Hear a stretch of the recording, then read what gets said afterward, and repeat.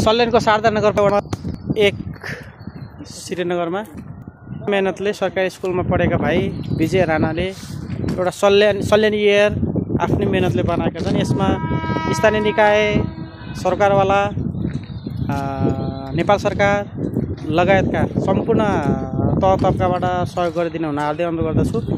भाइले आफ्नै मेहनतले बनाउनु भएको छ। के कति खर्च लाग्यो, के कति मेहनत लाग्यो, कति महिना लाग्यो, भाइले आफ्नो परिचय सहित यो कहाँबाट सहयोग पाउनुभयो या त पाउनु भएको छैन, यो सबै कुराहरू भाइले चाहिँ भनिदिन पर्यो। त्यसको लागि भाइलाई चाहिँ नि आफ्नो परिचय सहित सम्पूर्ण यसको चाहिँ नि यसको बारेमा चाहिँ बताइदिन अनुरोध गर्दछु।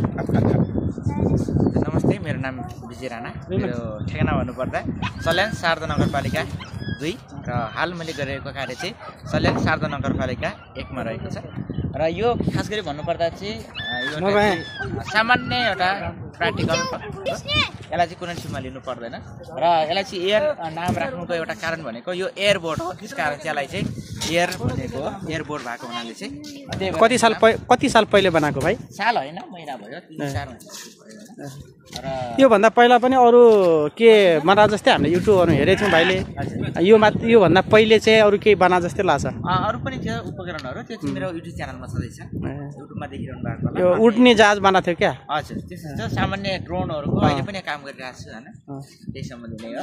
जस्ट यसलाई ठुलो लिनु पर्दैन, यसमा अब जनताहरूको सहयोगबाट नै अब केही पर्सेन्ट जनताको सहयोग अनि केही पर्सेन्ट चाहिँ यता जनप्रतिनिधि, नगरपालिका, सरकारवाला, जिल्ला र स्थानीयबाट अहिले चाहिँ भएको छैन, आश्वासन मात्रै भएको छ। उसको अध्ययनको लागि बाहिर जाने सोच अथवा योसँग सम्बन्धित तपाईँको सिपसँग सम्बन्धित केही त्यस्तो विचार कसैले चाहिँ प्रमोट गर्न खोजेको अवस्था त्यस्तो देखिन्छ कि देखिन्न? अब यतातिर चाहिँ छैन, अहिले मैले बाहिरतिर नै गरिरहेको छु, यहाँ चाहिँ छैन सल्यान। तपाईँको सोच, तपाईँको विचार, तपाईँको उद्देश्य के छ?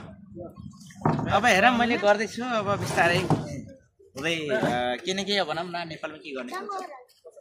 धन्यवाद।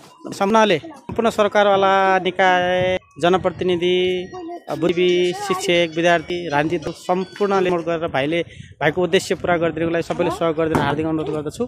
र सबैजनाले हामीले चाहे के असम्भव छ र भन्ने कुरालाई मध्यनजर गर्दै भाइलाई सहयोग गरी अगाडि बढाउन सम्पूर्ण सरकारवालाहरूले चाहिँ ध्यान पुगोस् भन्ने आग्रह गर्दछु। धन्यवाद।